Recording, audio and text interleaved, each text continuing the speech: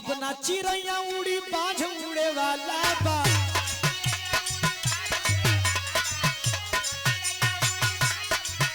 एगो भाई के फरमाइश रहे, अरे अब ना चिड़ैया उड़ी बाझ उड़े वाला बा, राज करो सोना हो माहौल बदले वाला बा, राज करो सोना हो माहौल बदले। उ लइकिया कहे अरे भले शादी क के लइया टच नहीं करे दे।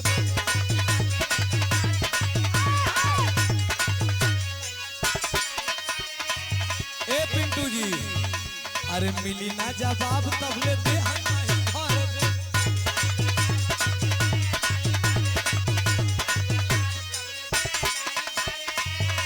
अरे भले शादी क के लइला टच नहीं करे दे, मिली ना जवाब तब ले दे नहीं करे दे।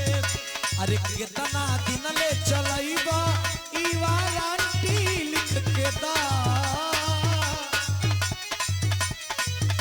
अरे कितना दिन ले चलइबा ई वारंटी लिख के दा। ए हो अरे कमर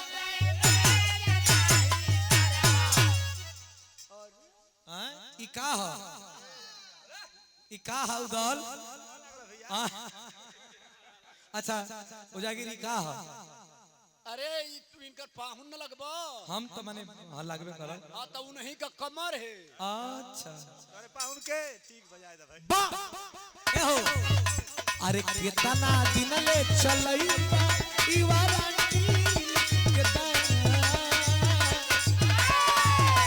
अरे कितना दिन ले चलई बा ई वारंटी लिख के दा।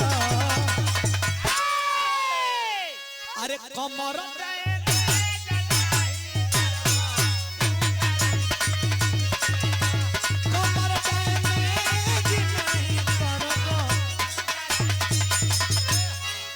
अच्छा तो भर दे ही सोनावा के सेट चाहिए।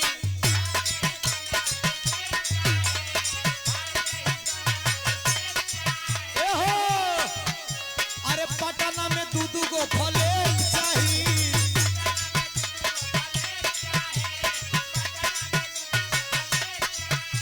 लइकवा कहता कि एक करे जा तू जवन कहबू हम तवन करे, तोहरा खर्चा से भागल हमार दिल मत तुरिया, हम संतोष पागल ना होई 12 किलो हु बिक देबू।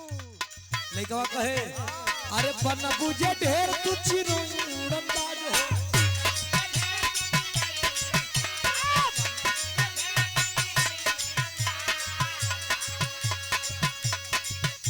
अरे बनबू जे ढेर तू चिरुड़न बाज हो, बुझली हमर हम हैराना बाज हो, बुझली हमर हम।